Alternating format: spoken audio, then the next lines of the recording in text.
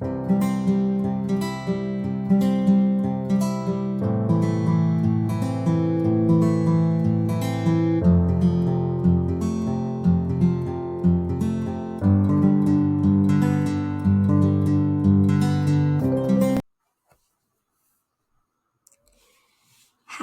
this is Lisa of Lisa Guevara Online Bookkeeping.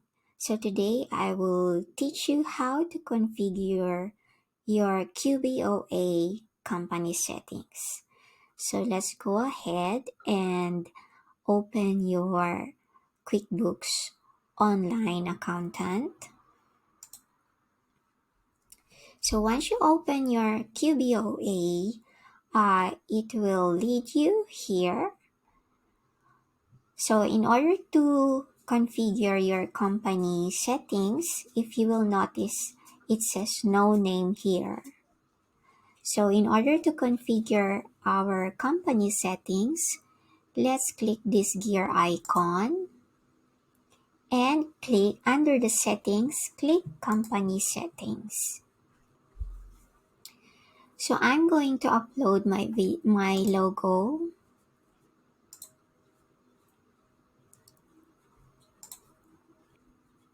Okay, so this is my logo.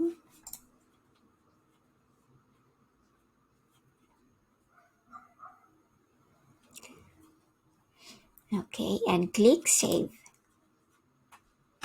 I'm going to put my company name, the business that I have registered.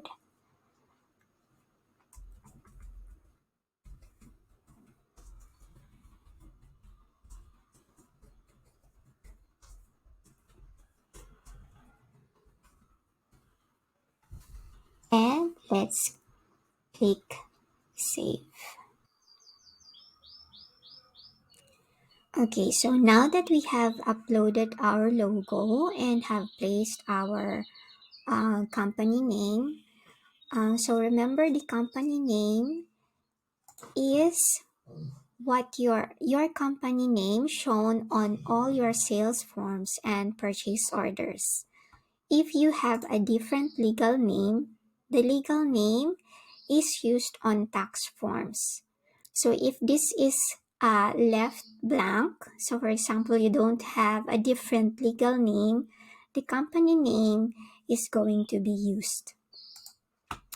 So after we save that, your contact info here is the one you used when you register for your QBOA. The accounting method here is the default one, the accrual method, but if you want to change to cash basis, just click cash basis and then save. The business ID is your TIN number, which will be issued by the BIR there in the Philippines. So you'll put it here and then click save. The categories, if you want to track classes, add a class field on all forms so you can assign transactions to different segments like departments, locations, and product lines. That is if you have those. And if you have different locations, for example, store locations, sales regions, and countries. So you can enable this one. I will not do that because I have no classes and locations.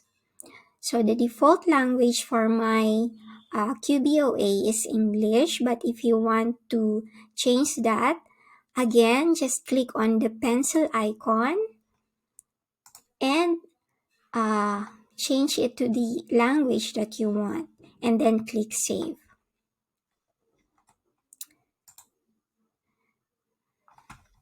So now we'll go to notifications. So these are work notifications. The email, stay up to date on your work. When you get a new work assignment or when someone makes changes to your projects or tasks, Intuit will send you a notification. So the email, that they will use is the one you used for your registration. So the default work notifications are when there are new assignments and when due dates are coming up. So if you want to change this and have the details, status, name, assignees, and deletions on, and it will notify you when someone deletes, when a new assignee is assigned, and the status and details of your work, just click the gear icon, the pencil icon there, and then check any one of those that you want to enable, and then click save, and done. So let's go to sales.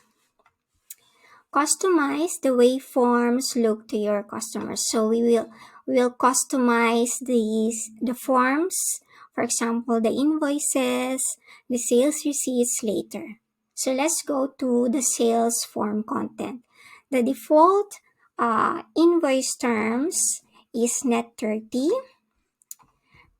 So if you want to change that, for example, to due on receipt, you can do that. Just click this one.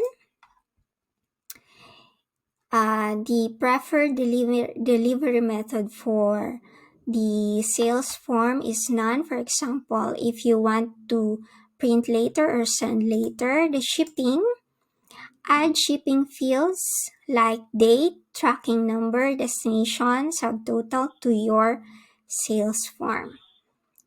Okay, so if you want to enable that, if you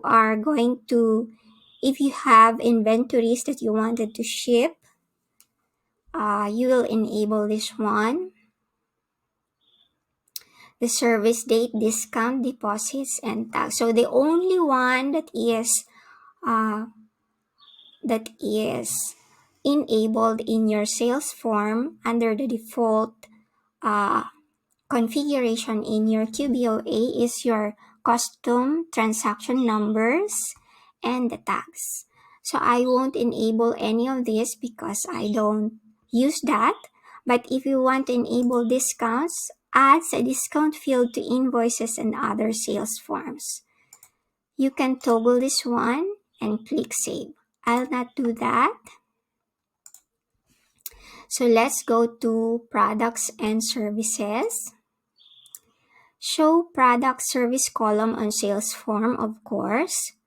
If you want to enable the SKU column,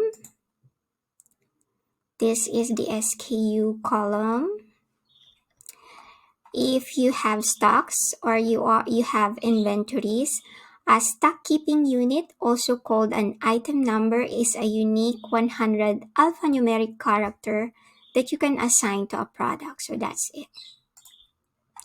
If you want to enable that, and track quantity and price rate. These two are the ones that I'm going to enable, the default one, but not the SKU and track inventory because I don't have an inventory. Progress invoicing is enables you to create multiple partial invoices from a single estimate. I'll not enable this because I don't use progress invoicing. So to enable progress invoicing, you'll need to switch to our newest template. We'll set this template as your new default, and you can customize it under settings by selecting custom form styles. So if you want to enable that, this pop-up information will let you know what to do next. So let's go to default messages. So these default email messages sent with sales form. So for example, use greetings. So if you want to chase or to remind them of their invoice due date, this will be sent to them. This is the standard email. If you want to change it, just change this one, the wordings. and you can copy your own personal email, or you can also blind copy someone else's email in your department. So if you want a different message for your estimate and your invoices and other sales forms, you can put your message here and then click save. Sorry, the reminders. These are the reminders when there are upcoming emails or upcoming reminders for those invoices which have not been paid yet. For example, if the due date is already passed, you can send your customers reminders that their invoice is already due. So if you want to change the email here, the message, just click this one and put your own wordings. Okay, see the online delivery of emails, email options for all sales forms. So I'll put show full details and attach the invoice. So if you want to show just the summary, just click this one and click save. Okay, so the statements list, this one lists each transaction as a single line. This includes all unpaid transactions for a customer. Choose how much detail to include. So the other one lists each transactions including all details. And also shows aging table at the bottom of the statement. So this lists amounts owed by how many days they are overdue. So I'll not change anything here. I'll use the default one. So let's go to expenses. The bills and expenses, the one which is the default, which is on in your bills and expenses, are the tags filled on expense and purchase forms. Let you add tags to track expenses and purchases in a custom way. So if you want to show items table on expense and purchase forms, just click this one. So what is this? Adds a product service table on expense and purchase forms, so you can itemize products and services. Track expenses and items by customer. Adds a customer column on expense and purchase forms, so you can track expenses and items by customer. So, and make expenses and items billable. For example, adds a billable column on expenses and purchase forms, so you can add billable expenses and items on sales forms. These are those billable expenses are expenses where you pay first and then you charge the customer. So I'll not change anything here. Let's go to purchase orders. If you use purchase orders, the custom field or the custom message, you can put it here. A default message on the purchase order if you want to put your own wordings. I'll not do that. Default email message sent with purchase orders. So what's the difference between the one here and the one here? This one is attached. This is an email sent with your purchase orders. So the standard one is here. If you want to change the wordings, just click this one and put your own. CC your department or your own, and then click save. So let's go to time. If you have team members and if you want to track their time, just put it here. If your first week is other than Monday, then change it and click save. The timesheets show service field. And when entering timesheets, this lets you specify services performed. Billable on timesheets adds a checkbox to specify whether activities should be billed to the customer. So I'll not change anything here. Let's go to advanced.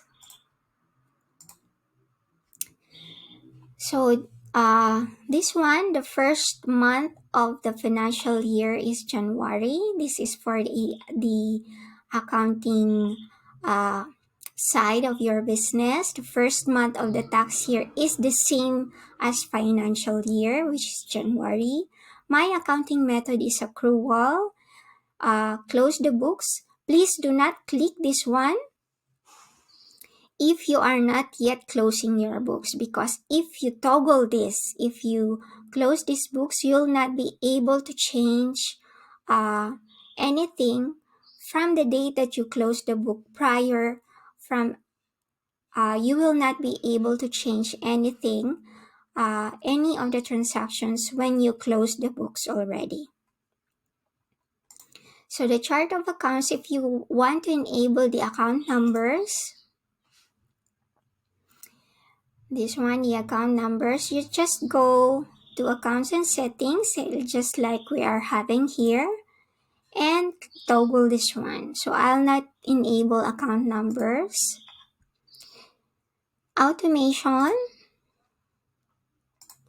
So automatically fills other fields of the form based on the last saved transaction for that customer, supplier, or employee. It means it pre-fills the forms which you are using.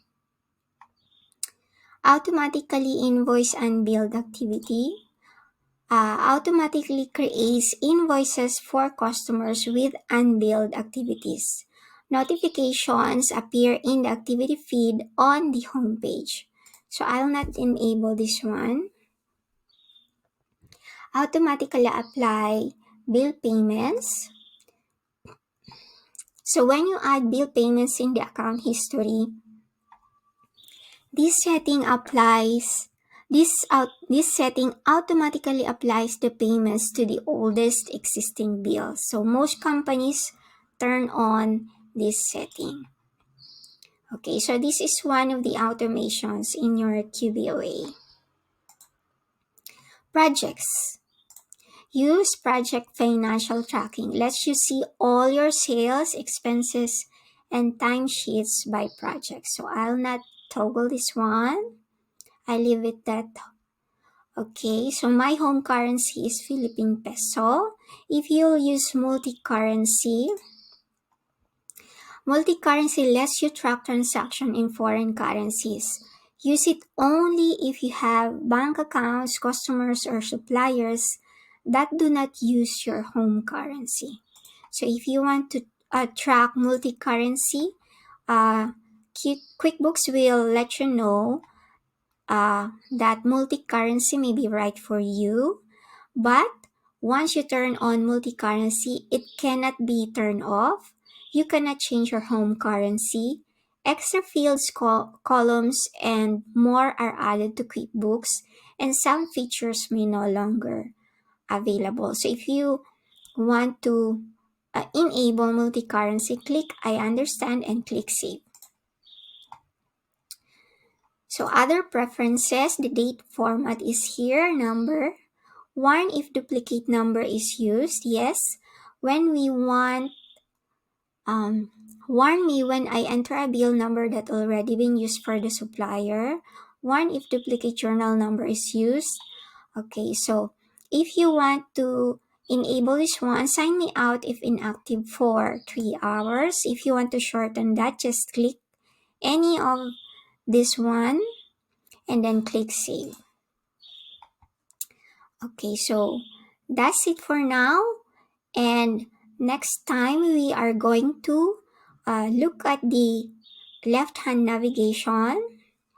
Okay, this one, we'll look at this one on our next video, and this one also, the dashboards of your QBOA.